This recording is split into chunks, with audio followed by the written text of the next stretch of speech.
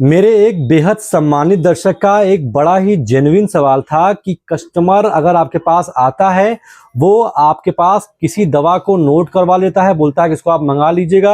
आप वो दवा मंगवा लेते हैं और उसके बाद वो कस्टमर दोबारा घूम करके कभी आपके पास आता ही नहीं है, लापता हो जाता है। ऐसे स्थिति को किस तरीके से डील करें? अगर आपके साथ भी ये घटना हुई है, हो चुकी है, तो उसके लिए तो अब आप कुछ नहीं कर सकते हैं, लेकिन ऐसी घटना आपके साथ ना हो और अगर हो तो डैमेज कम से कम हो, उसके विषय में आज की वीडियो में बात करूंगा। देखिए, ये एक ऐसी घटना है जो अक्सर मेडिकल स्टोर सामने होती रहती है। लोग पहुंचते हैं, दवा का नाम लिखवाते हैं, बोलते हैं भैया ये दवा मेरी रेगुलर चलती है, मैं दवा लेने के लिए बहुत दूर जाता हूं, लखनऊ जाता हूं, दिल्ली जाता हूं, मुंबई जाता हूं। अगर आपके मेडिकल स्टोर पे आ जाएगा तो मैं आपसे ले लिया करूंगा, तो आप ये प्लीज़ ये दवा मंगवा लीजिए। आप सोचते हैं कि यार कस्टमर तो बड़ा मोटा है, दवा रेगुलर चलती है, ला मंगा लेता हूँ। आप दवा मंगवाते हैं, उसका कस्टमर वो आपके पास से गायब हो जाता है। नौबत आ जाती है आपके दवा के एक्सपायर होने की। तो भाई साहब, ऐसे स्थिति में आपको कुछ सिद्धांत हैं, कुछ नियम हैं, आप उसको अगर मजबूती से फॉलो करेंगे तो कभी भी ऐसी स्थिति में आप फंसेंगे नहीं।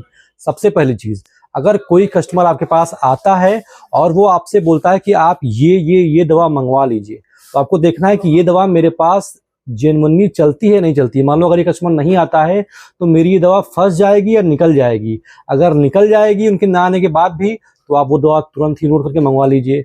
लेकिन अगर आपको लगता है कि ये दवा साइकेट्रिक की दवा है या हार्ट की दवा है या शुगर की ऐसी बहुत जटिल दवा है जो अगर ये नहीं खरीदेंगे तो मेरे यहाँ से बिकना मुश्किल हो जाएगा, तो ऐसी स्थिति में आप ऑर्डर तो नोट कर लें, लेकिन आधा पैसा आप एडवांस में पहले से ही रख लें और उस कस्टमर का मोबाइल नंबर और नाम नोट कर लें। जब आप उनसे पैसा ले लेंगे तो वो कस्टमर झक मार के आपके पास लौट करके आएगा।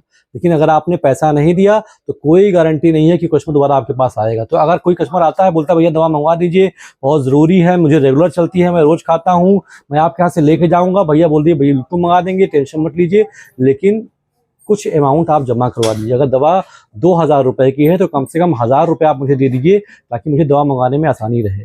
तो इस तरीके से आपका काम आसान हो जाएगा। दवा जब आपके पास आ जाए, उनको फ़ोन कर दीजिए, दोबारा चला जाएँ वो, तो उनको फ़ोन कर दीजिए और वो दवा लेके चले जाएँ। तो कभी भी ऐसा कोई काम मत कीजिए जिससे आपका प्रॉफिट फंस जाए। इसके अलावा अगर मान लीजिए ऐसे केस हो ही जाता है, वो कस्टमर दोबारा नहीं आता है, तो आपको करना ये है कि ऐसी दवाइयाँ जो कम से कम बिकने की संभावना है, वो किसी प्रॉपर स्टॉकिस्ट से ही मंगाएं, ताकि वो माल एक्सपायर होने के बाद भी रिटर्न हो जाए और आपका पैसा वापस आ जाए। मान लीजिए प्रॉपर स्टॉकिस्ट से नहीं मिल पाती है तो कटिंग वाले से ही ले लीजिए, लेकिन एक्सपायरी चेक करते रहिए। एक्सपायर होने से 6 महीना पहले आप उसको वापस कर दीजिए। तो 2-3 चीज़ें ध्यान रखनी है। पहली चीज़ मैंने आपको बताई, पहले पैसा एडवांस में जमा कर लें, कम से कम आधा जमा कर लें, मोबाइल नंबर वगैरह ले लें। और अगर लगता है आपको कि ये दवा ज़्यादा नहीं बिकती है, अगर ये नहीं लेगा तो एक्सपायर हो जाएगी, तो आप किसी जेन्युइन स्टॉकिस्ट से मंगाएं जहाँ पर दवा एक्सपायर होने के बाद भी वापस हो जाती है। और अगर मान लीजिए जेन्युइन स्टॉकिस्ट के बाद दवा नहीं मिल पाती है, तो आप उसको ऐसे आदमी से मंगाएं जहाँ पर आप पहले बात कर लें कि भैया दवा एक्सपायर होने से 6 महीने पहले मैं आपको वापस कर दूंगा, आप ले लेंगे। वहाँ पे आपकी बात पूरी पक्की हो जाए, सब कुछ क्लियर हो जाए कि आपका घाटे का कोई चांस ना रहे, तो ही ऐसा रिस्क लें। आशा करता हूँ कि जो बात मैं आपको समझा रहा था वो बात आप तक क्लियरली पहुँच गई हो और वीडियो आपको अच्छी लगी हो। अच्छी लगी तो उसको लाइक कर दीजिए। ऐसी वीडियोज़ आप और देखना चाहते हैं तो चैनल को सब्सक्राइब कर दीजिए। फिलहाल अभी तक मेरे साथ इतने धैर्य से बने रहने के लिए आप सभी का बहुत बहुत शुक्रिया।